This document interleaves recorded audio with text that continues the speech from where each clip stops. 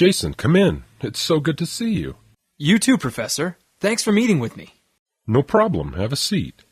You said over the phone you're really frustrated at work and needed some advice. What's going on? As you know, Prof, I'm responsible for the continuous improvement at our organization. But almost every change I suggest gets shot down.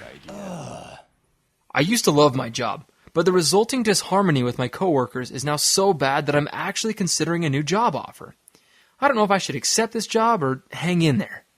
This sounds serious, Jason, but I'm a little confused.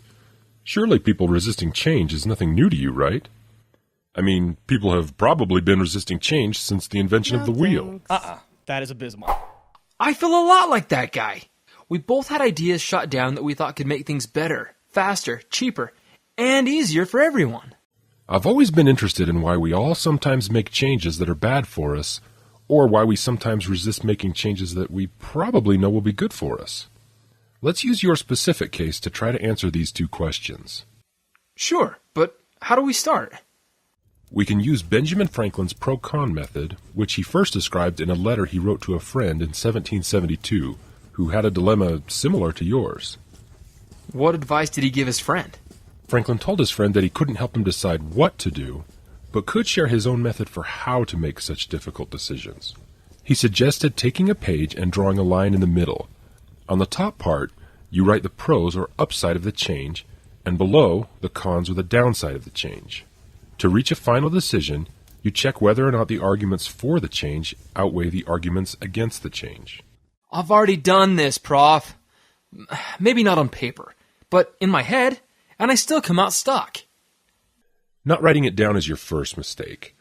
We struggle to make decisions when trying to process a lot of opposing ideas in our head. So why don't you start by actually writing down the pros and cons of taking the new job? Do you think these are okay? Yes, they're good, but do you notice how few cons you have compared to your long list of pros? This is the other advantage of writing it down. It can help us spot confirmation bias that could be clouding your judgment. You're right. There must be a few more cons. Otherwise, this would be an easy decision. But, Prof, what do I do now? I have the same number of pros and cons, and they all look important. Yes, that's one of the limitations of Franklin's pro-con method. As you can imagine, decision sciences have advanced a little over the last 250 years. Dr. Ellie Goldratt, author of The Goal and creator of Theory of Constraints, developed the change matrix to help overcome this limitation.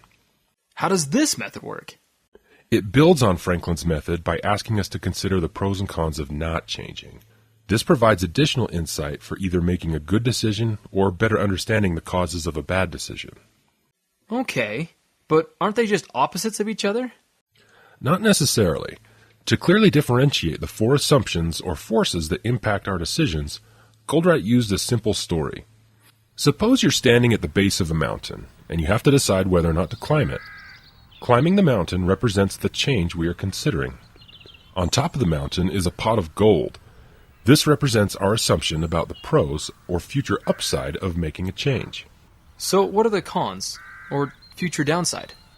Climbing up the mountain takes a lot of effort and can be quite risky. You may fall down and break your legs, or even your neck. The effort or cost of making the change and the risk of failing is represented by two crutches. What represents our assumptions about the pros and cons of not changing? An alligator swimming towards us at the base of a mountain represents the current downside of not changing. If we don't run up the mountain, we'll be eaten. And the longer we wait, the bigger the risk. I suppose my alligators would be the disharmony I have with my coworkers, and that I sometimes take these frustrations home. And what represents the upside of not changing?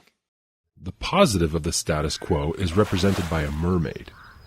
She represents what we're afraid to lose if we change, because we can't take her with us up the mountain. So Jason, what are you afraid to give up? What's your mermaid? You know, I do love my current job. And working so close to home, I get to spend more time with my kids each day. Also, I hate failing. If I quit my job, I'll feel like a failure. Now for the test. Stand back and look at each of the boxes as objectively as you can, and ask yourself, is this really true? Is that really important to me? I wonder if I've been exaggerating the size of my alligators, or the pot of gold. So, Prof, Do you think this answers your question? That exaggerated frustrations or expectations can sometimes cause us to make bad changes? Yes, I think you're right, Jason. Very good. But let's see if we can answer my other question. Yes. Why were my coworkers resisting my proposed changes? So, how will we answer that? We can also use Goldratt's change matrix to understand what is likely causing your coworkers' resistance. But let's first review the decision process steps we've already completed. Step 1 is to define the problem that is putting pressure on us to change. Step 2 is clearly verbalizing your conflict in dealing with the problem by listing all of your pros and cons of changing and not changing. In Step 3, we create the change matrix for the ones we are blaming for causing our problem. This should be easy. I blame my coworkers for resisting most of my changes. The change I want them to make is to actively support my proposed changes. That's good, but let's be more specific.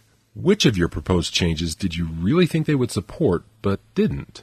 Probably the best example was my recommendation for everyone to stop multitasking. I'll explain. Multitasking has been a serious problem that was hurting our productivity and causing many projects to be late and over budget. However, despite showing my coworkers all the research of how multitasking negatively impacts their productivity and quality of work, many still continue multitasking. I don't get it. Yes, I'm familiar with the research. This will be an interesting example to investigate further. So, what should I write in the not change and change boxes for my coworkers' change matrix? In the not change box, you write the action or non-action of the person you believed caused your problem. And in the change box, you write the action you want them to take, which would have prevented your problem. Okay. Many of my coworkers continue to multitask, even after agreeing that it's bad for them and the organization. And I want these coworkers to actively support the change to stop multitasking. Good. Now tell me about their pot of gold and alligator. The pot of gold is completing more high-priority projects faster and cheaper. The alligator is the pressure we face due to most projects being late, over budget, or not delivering their full scope. Jason, look at what you wrote.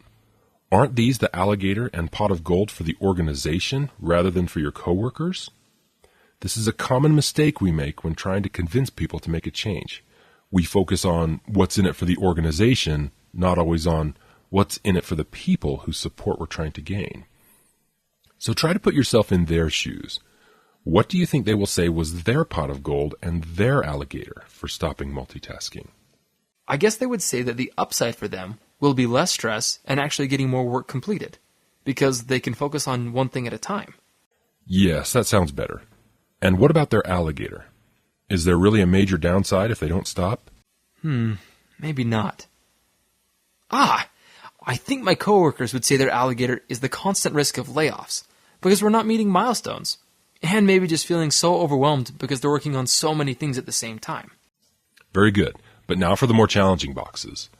What do you think are the fears that are blocking your coworkers from stopping multitasking? Their crutches and mermaid. Well, we've been conditioned that the ability to multitask is a valuable skill. Their crutches could be the fear that if they stop multitasking, they might be viewed as incompetent. Others might be worried that it will just take too much effort to really break the habit. Very good. And what about their mermaid? What is the upside of multitasking that they're afraid to give up? I'm not sure what they will say, but for me, when I multitask, I don't have to tell anyone no or not now. That can be very uncomfortable, especially if it's to your boss or an important customer. Wow, this has given me a lot of new insights. I hope this also helped answer your question about why we all sometimes resist good changes. Yes, I think I got my answer. We probably don't pay enough attention to the exaggerated fears of loss and risk that people have when they feel pressured to change. Now I understand why so many of my well-intentioned, but probably half-baked ideas were resisted. And you used to think that your coworkers were just being ignorant or being negative, right? Yeah. Okay, Jason, let's summarize what we've discovered so far. The change matrix is a simple analysis tool that can help us understand how exaggerated fears can cause us to resist good changes, and how exaggerated frustrations can cause us to make bad changes. Of course, some fears and frustrations are very helpful, and we should keep these. But when we have exaggerated fears and frustrations, they can be harmful. And Jason, remember, don't try doing it all in your head. Follow the 3 steps. Step 1 is clearly defining the problem that is pressuring you to change. Step 2 is writing your change matrix to expose the conflict you face in how to deal with the problem, including your assumptions about the upside and downside of changing versus not changing. And then step 3 is to do the same for those you are blaming for causing your problem. Then, share your analysis with them to get their help and input in order to find a win-win. Thank you so much, Prof. I think that following these steps will give us new insights and restore harmony among all our stakeholders. I'm excited to see how this turns out for you. I've been testing a new method called the Change Matrix Cloud, which deals with more complicated issues. But let's save that for another time. That sounds like a plan. Thanks again, Professor. If you have an important decision you are facing, or want to understand what may have caused you or someone else to make a bad decision in the past, why not try out Goldratt's Change Matrix process to tell your story? Simply follow the link below to download a Google Doc with the template of the 3 steps and get started right away.